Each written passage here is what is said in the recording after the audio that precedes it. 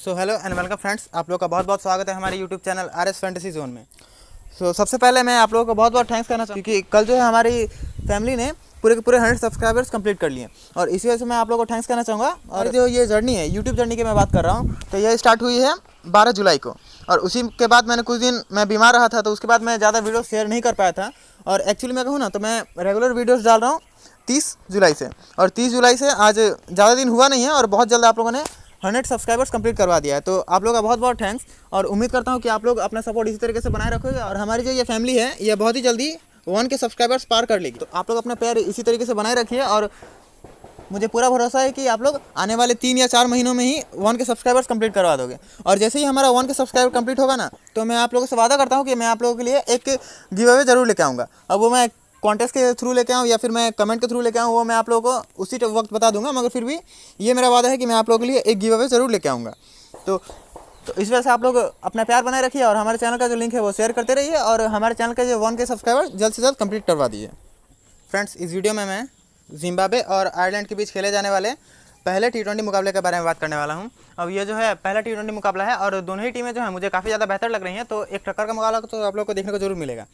कौन से वो लो परसेंट प्लेयर है जो कि आप लोगों के लिए काफ़ी ज़्यादा बेहतर हो सकते हैं, कौन से प्लेयर्स आप लोगों के लिए ग्रैंड लीग में अच्छे होंगे, कौन से प्लेयर्स आप लोगों के लिए स्मॉल लीग में अच्छे होंगे, ये सारी चीज़ें मैं इसी वीडियो में कवर करने वाला हूँ। तो आप लोग इस वीडियो में बने रहें, ये वीडियो आप लोगों के लिए काफ़ी ज़्यादा हेल्पफुल होने वाली है। और अगर आप लोग हमारे चैनल पर नए हो तो चैनल को सब्सक्राइब करके बेल आइकन प्रेस कर लीजिएगा ताकि आने वाले सभी वीडियोस की इन्फॉर्मेशन आप लोगों को मिल सके, क्योंकि मैं इसी तरीके की डीप एनालिसिस वीडियो आप लोगों के लिए लेके आता रहता हूँ। और अगर आप लोग हमारे टेलीग्राम चैनल पर नहीं हो तो नीचे डिस्क्रिप्शन में लिंक है, वहाँ से जाकर आप लोग ज्वाइन हो जाइए, क्योंकि मेरी final team, toss update, playing 11 हर चीज़ आपको वहीं पर मिलती है। और अगर मेरे वीडियो बनाने के बाद कोई इंजरी अपडेट आती है या फिर कोई स्क्वाड में चेंजेस होता है ना, तो वो सारी चीज़ें मैं आप लोगों को टेलीग्राम पर ही बता पाता हूँ। तो इसी वजह से आप लोगों के लिए टेलीग्राम पर जुड़ना काफ़ी ज़्यादा इंपॉर्टेंट हो जाता है। अब अगर मैं इस मैच की बात करूँ ना, तो यह मैच जो है डबलिन में खेला जाने वाला है। यह आयरलैंड का ग्राउंड है, तो हो सकता है कि आयरलैंड को थोड़ा बहुत बेनिफिट इससे मिले। अब इसके बाद मैं आयरलैंड के प्रेडिक्टेड प्लेइंग 11 की बात करूँ ना, तो केविन ओब्रायन आपको ओपन करते हुए नजर आएंगे। इन्होंने अब तक कुल 58 मुकाबले खेले हैं, जिसमें इन्होंने 1674 रन किया है, 135 का स्ट्राइक रेट है, 20 का एवरेज है और 124 का इनका स्ट्राइक रेट अब तक करा है। बाकी इन्होंने 98 मुकाबले में से 51 मुकाबले में गेंदबाजी की है, जिसमें इन्होंने 58 विकेटें चटकाई हैं। मगर फिर भी जहाँ तक मुझे लग रहा है कि इस मैच में ये गेंदबाजी करते हुए नजर नहीं आएंगे, क्योंकि रिसेंट टाइम में ये ज़्यादा गेंदबाजी नहीं कर रहे हैं। तो ये इनको आप एज अ बल्लेबाजी पिक कीजिएगा, एज अ ऑलराउंडर आप कंसिडर मत कीजिएगा इनको। बाकी इनके साथ आ सकते हैं पॉल स्टर्लिंग, ये भी थोड़ी बहुत गेंदबाजी कर सकते हैं, मगर फिर भी रिसेंट टाइम में ये भी गेंदबाजी नहीं कर रहे हैं, तो इनके भी गेंदबाजी करने के चांस थोड़े कम है। मगर फिर भी इनके जो गेंदबाजी के चांस है ना, थोड़े बहुत बन सकते हैं। हो सकता है कि ये 1 या 2 ओवर इस मैच में करे। अब अगर मैं इनके स्टैट्स की बात करूँ, तो इन्होंने अब तक कुल 81 मुकाबले खेले हैं, जिसमें इन्होंने 2167 रन किया है, 138 का स्ट्राइक रेट है, 28 का एवरेज है और 95 का हाईएस्ट स्कोर है। बाकी 81 में से 37 मुकाबलों में इन्होंने गेंदबाजी की है, जिसपे कि इन्होंने 19 विकेट चटकाई हैं। तो एज अ मेन गेंदबाज तो गेंदबाजी नहीं करेंगे, बहुत ही कम मुकाबले हैं जिसमें इन्होंने पूरे के पूरे 4 ओवर किए हैं। बाकी ज़्यादा मुकाबलों में इन्होंने 1 या 2 ओवर ही किया है, तो एज अ मेन गेंदबाज आप इनको कंसिडर मत कीजिएगा। और इनका जो रिसेंट फॉर्म है वो भी काफ़ी ज़्यादा खराब है। बहुत मैचेस हो गए हैं जब से इन्होंने एक अच्छी पारी नहीं खेली है। अगर ये गेंदबाजी करते हैं तो इम्पॉर्टेंट होंगे, अदरवाइज हो सकता है कि मैं इनको अपनी टीम से ड्रॉप कर दूँ। तो 3 पे बेलब्रिन आ सकते हैं। इन्होंने अब तक कुल 45 मुकाबले खेले हैं, जिसमें कि इन्होंने 1000 रन किया हुआ है, 129 का इनका स्ट्राइक रेट है, 25 का एवरेज है और 83 का हाईएस्ट स्कोर है। और यही अभी फिलहाल आयरलैंड की टीम का कप्तान है और एक अच्छे खासे बल्लेबाज हैं। आप लोग चाहे तो इनको ट्राई कर सकते हो या फिर आप मिस भी कर सकते हो। उसके बाद डॉक्टरिल की बात करूँ ना, ये एक बॉलिंग ऑलराउंडर पहले थे, मगर अब ये एक बैटिंग ऑलराउंडर बन गए हैं। पहले ये लोअर ऑर्डर में खेलते थे और वहाँ पे हिटिंग करते थे थोड़ी बहुत और गेंदबाजी पूरे 4 ओवर करते थे। मगर अब ऐसा हो गया है कि अब ये 4 नंबर पर बल्लेबाजी करते हैं और गेंदबाजी या 2 या 3 ओवर ही करते हैं। गेंदबाजी से ज़्यादा ये बल्लेबाजी पर फोकस कर रहे हैं और यह अब एक बैटिंग ऑलराउंडर की तरह टीम में खेल रहे हैं। अब अगर मैं इनके स्टैट्स की बात करूँ, तो इन्होंने कुल 78 मुकाबले खेले हैं, जिसमें इन्होंने 290 रन किए हैं, 117 का स्ट्राइक रेट है, 13 का एवरेज है और इसी में इन्होंने 76 विकेट चटकाई हैं। मगर फिर भी आप इन स्टैट्स में मत जाइएगा, क्योंकि ये T20 आईज के स्टैट्स हैं और ये इन्होंने रिसेंट टाइम में ही डोमेस्टिक की बात करें या फिर इंटरनेशनल की बात करें, उसमें यह 4 नंबर पर रेगुलर अच्छी खासी बल्लेबाजी कर रहे हैं। तो आप इनको टीम में जरूर ट्राई कर सकते हो और नहीं सिर्फ ट्राई कर सकते हो, आप इनको as a captain vice captain भी ट्राई कर सकते हो। अगर ये गेंदबाजी करते हैं तो ये काफ़ी ज़्यादा इंपॉर्टेंट हो जाएंगे आपके लिए। इसके बाद कर्टिस कैम्फर की बात करूँ, तो यह एक साउथ अफ्रीकन बॉर्न प्लेयर है, पहले आप लोगों को बता दूँ, और यह साउथ अफ्रीका को अंडर 19 में रिप्रेजेंट कर चुके हैं और काफ़ी इंपॉर्टेंट प्लेयर हैं और एक बहुत ही बढ़िया प्लेयर है। अगर खेलते हैं तो आप इनको ट्राई कर सकते हो और नहीं सिर्फ ट्राई कर सकते हो, आप इनको कप्तान वाइस कैप्टन भी ट्राई कर सकते हो। बाकी इन्होंने अब तक इंटरनेशनल T20 में डेब्यू नहीं किया है, मगर फिर भी ODI में खेला हुआ है और T20 में भी इन्होंने जितने डोमेस्टिक में खेला हुआ है उसमें इन्होंने काफ़ी अच्छा किया हुआ है। इसके बाद इस टीम के विकेट कीपर बल्लेबाज लॉरेंट टक्कर आते हैं। इन्होंने 20 मुकाबले खेले हैं, जिसमें इन्होंने 166 रन किया है, 105 का स्ट्राइक रेट है, 10 का एवरेज है और 22 का हाईएस्ट स्कोर है। और एक एवरेज पिक अगर आप लोग चाहें तो ट्राई कर सकते हो, क्योंकि इनको बल्लेबाजी का उतना मौका मिलता नहीं, और मौका मिलता भी है तो ये कुछ खास अभी तक कर नहीं पाए हैं। बाकी शॉन खिडकाटी की बात करूँ तो प्लेयर ये भी अच्छे हैं, मगर फिर भी इनसे जो दिक्कत होती है ना कि इनकी बल्लेबाजी काफ़ी नीचे आती है, तो बल्लेबाजी उतना अच्छा ये कर नहीं पाते हैं, और गेंदबाजी में इनसे अच्छे गेंदबाज काफ़ी ज़्यादा मौजूद है टीम में, तो इनको ज़्यादा गेंदबाजी भी नहीं मिलती है। अगर इनको मौका मिलता है तो ये अच्छे करेंगे, मगर फिर भी हाई चांस यही है कि इनको 1 या 2 ओवर ही मिलेगा, तो उतने इंपॉर्टेंट पिक आपके लिए नहीं बनेंगे। इनके अगर स्टैट्स की बात करूँ तो इन्होंने 3 मुकाबला ही खेला है, जिसमें इन्होंने 37 रन किया है और कोई विकेट अभी तक इनको नहीं मिला है। तो ये तो इनके इंटरनेशनल के स्टैट्स हैं, मगर फिर भी आयरलैंड के जो डोमेस्टिक मैच होता है उसमें इन्होंने काफ़ी अच्छा किया हुआ है, और प्लेयर तो काफ़ी अच्छे हैं, मगर अगर मौका मिलेगा तो ही कुछ करेंगे, क्योंकि अगर इनको ज़्यादा गेंदबाजी नहीं मिलेगी और बल्लेबाजी नीचे मिलेगी तो फिर उतने इंपॉर्टेंट आपके लिए नहीं होंगे। अब अगर मैं सिमी सिंह की बात करूँ तो इन्होंने अब तक कुल 27 मुकाबले खेले हैं, जिसमें इन्होंने 217 रन किया है, 111 का स्ट्राइक रेट है और 25 विकेट हैं। ऐसा होता है ना कि अगर केविन ओब्रायन और पॉल स्टर्लिंग इन दोनों में से कोई एक नहीं खेलता है, या फिर बेलब्रिनी भी नहीं खेलते हैं, तो उस केस में क्या होगा कि सिमी सिंह को टॉप ऑर्डर में प्रमोट कर दिया जाएगा। तो इस चीज़ का आप लोग ध्यान रखिएगा कि सिमी सिंह जो है टॉप ऑर्डर में खेल सकते हैं, और अगर टॉप ऑर्डर में खेलते हैं तो ये आपके लिए कप्तान और कप्तान के सबसे बेस्ट मटेरियल बनने वाले हैं, चाहे स्मॉल लीग की बात करें चाहे ग्रैंड लीग की बात करें। इसके बाद मार्क अड्डर की बात करूँ तो मार्क अड्डर ने अब तक कुल 21 मुकाबले खेले हैं, जिसमें इन्होंने 181 रन किया है, 117 का स्ट्राइक रेट है, 13 का एवरेज है, और इन्होंने 32 विकेटें भी चटकाई हैं। ये एक बॉलिंग ऑलराउंडर है, या जब टीम को जरूरत पड़ती है तो थोड़ी बहुत हिटिंग के लिए इनको बैटिंग आउट में थोड़ा बहुत प्रमोट कर दिया जाता है।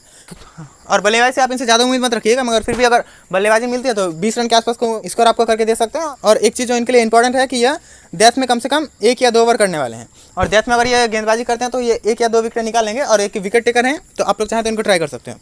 इसके बाद क्रेग यंग, इन्होंने 33 मुकाबलों में 28 विकेट चटकाई हैं, और लिटिल इन्होंने 19 मुकाबलों में 14 विकेट चटकाई हैं। मगर फिर भी रिसेंट फॉर्म जो है ना इन दोनों ही गेंदबाजों का काफ़ी अच्छा है, और दोनों ही बहुत ही बढ़िया गेंदबाज हैं। और बाकी आयरलैंड अपने होम ग्राउंड पे खेल रही है, तो आप लोग इन दोनों को भी ट्राई कर सकते हो, और यह दोनों जो है आपके लिए ग्रैंड लीग के लिए कप्तान वाइस कप्तान के बढ़िया चॉइस बनने वाले हैं। और हाई चांस यही है कि मैं भी इनको ग्रैंड लीग में कप्तान वाइस कप्तान ट्राई करने वाला हूँ। और अगर आप लोग हमारे पुराने सब्सक्राइबर हो तो आप लोगों को जरूर पता होगा कि इनका रिसेंट फॉर्म है वो जो है वो बहुत ही अच्छा रहा है, और यह जो है रेगुलर 2 या 3 विकेट करके चटका लेते हैं, तो आप लोग इनको जरूर टीम में ट्राई कर लीजिएगा। इसके बाद में अगर मैच से बात करूँ तो मुझे लगता नहीं कि किसी को खेलने का मौका मिलेगा। बाकी अगर नील रॉक को खेलने का मौका मिलता है तो इनको लॉरेन टक्कर की जगह खेलने का मौका मिल सकता है। बाकी बैरी मैकार्थी को अगर खेलने का मौका मिलता है तो इनको किसी भी एक गेंदबाज की जगह खेलने का मौका मिल सकता है। मगर फिर भी बैरी मैकार्थी का जो है ना इनका जो है इंटरनेशनल परफॉर्मेंस उतना अच्छा नहीं रहता है, बाकी डोमेस्टिक में इन्होंने बहुत ही अच्छा किया हुआ है। तो अगर खेलते हैं तो आप लोग चाहें तो इनको ग्रैंड लीग में ट्राई कीजिएगा, स्मॉल लीग में मैं सजेस्ट नहीं करूँगा। बाकी विलियम की बात करूँ तो ये मिडिल ऑर्डर में आपको खेलते हुए नजर आ सकते हैं। उसके बाद हैरी टैक्टर भी उसी तरीके के हैं, और हैरी टैक्टर को मैं T20 में सजेस्ट नहीं करूँगा। अगर ओडीआई का मुकाबला होता तो ये एक इंपॉर्टेंट पिक रहते हैं, मगर T20 में उतना अच्छा परफॉर्मेंस इनका रहा नहीं है। वाइट की बात करूँ तो इन्होंने एक ही मुकाबला खेला है, जिसमें इन्होंने 2 रन किया है, और गेंदबाजी करते हुए इनको कोई विकेट नहीं मिला। तो आप लोग इनको इग्नोर कर सकते हो, अगर आप लोग चाहें तो ग्रैंड लीग में ट्राई कर लीजिएगा। अब अगर मैं दूसरी टीम की बात करूँ जो कि जिम्बाब्वे की टीम है, तो इनकी तरफ से आपको ब्रेंडन टेलर ओपन करते हुए नजर आएंगे। और इस टीम के सबसे बढ़िया बल्लेबाज अगर मैं कहूँ तो यही है ब्रेंडन टेलर। इन्होंने अब तक कुल 47 मुकाबले खेले हैं, जिसमें इन्होंने 905 रन किया है, 115 का स्ट्राइक रेट है, 21 का एवरेज है, और 60 का इनका हाईएस्ट स्कोर है। मगर फिर भी इनके अंदर ना वो एबिलिटी है कि ये 80 रन के आसपास का स्कोर करके दे सकते हैं। इनका जो रिसेंट फॉर्म है वो भी बहुत ही अच्छा रहा है, और ओडीआई में भी इनका परफॉर्मेंस अच्छा रहता है। आप लोग चाहें तो इनको ग्रैंड लीग स्मॉल लीग दोनों में ही कप्तान और कप्तान भी ट्राई कर सकते हो।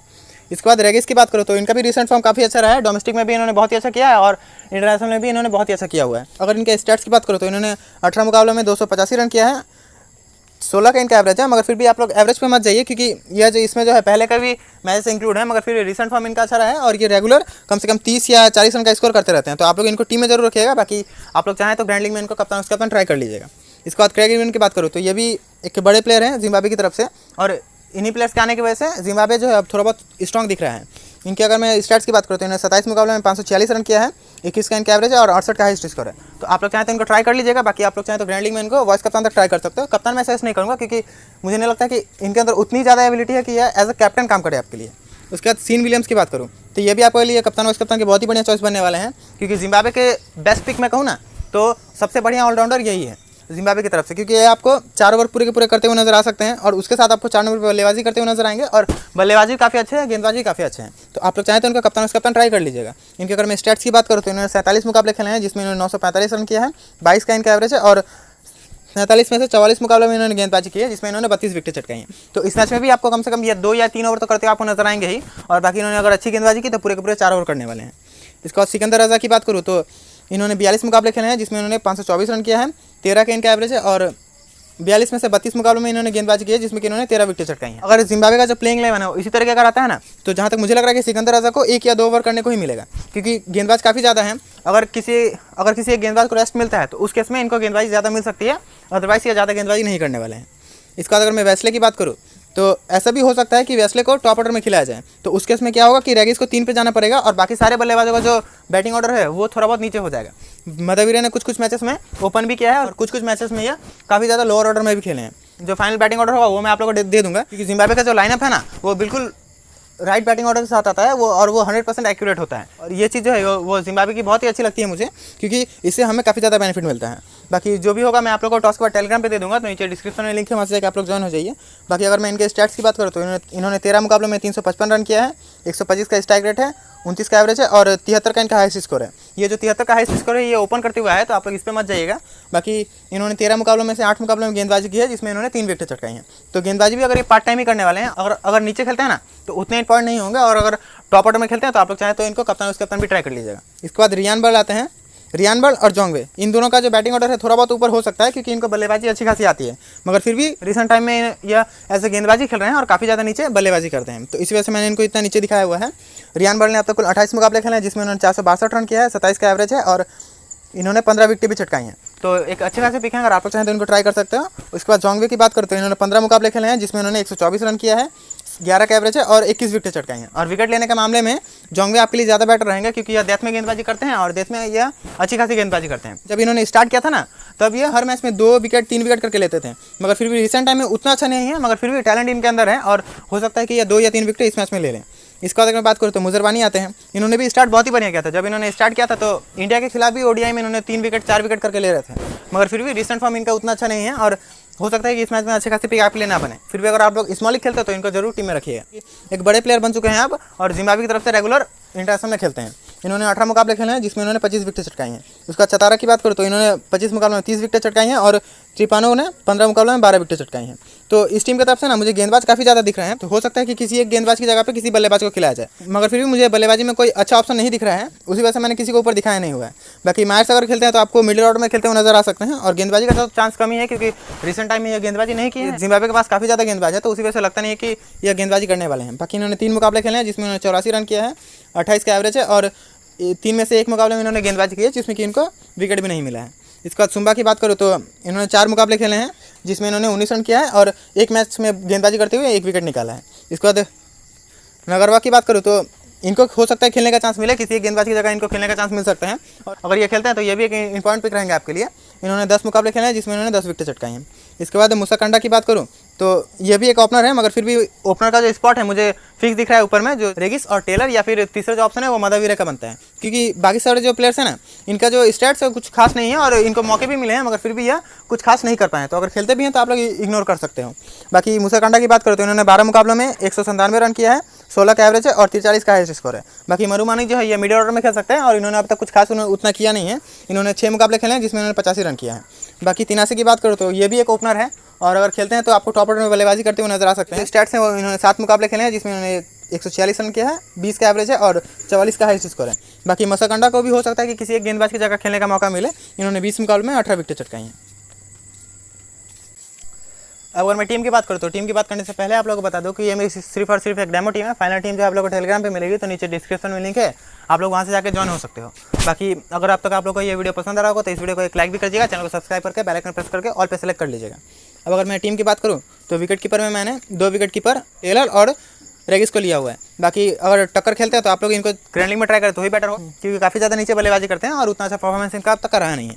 बाकी बल्लेबाजी में मैंने स्टर्लिंग, बेलप्रिनी और इरविन को ट्राई किया है। स्टर्लिंग और बेलप्रिनी ये दोनों तो मेरी टीम में फिक्स है। बाकी इरविन की जगह पे हो सकता है कि मैं आफ्टर टॉस केविन ओब्रायन को ट्राई कर सकता हूँ, मगर फिर भी फिलहाल मुझे इरविन थोड़े अच्छे ऑप्शन दिख रहे हैं। मगर फिर भी ओब्रायन का ऐसा है ना कि अगर ये चलते हैं तो ये आपको 60-70 रन भी करके दे सकते हैं, तो आप लोग चाहें तो इनके साथ जा सकते हो। 3 या 4 मेंबर के लिए आपके लिए एक डिफरेंशियल पिक ये बन सकते हैं।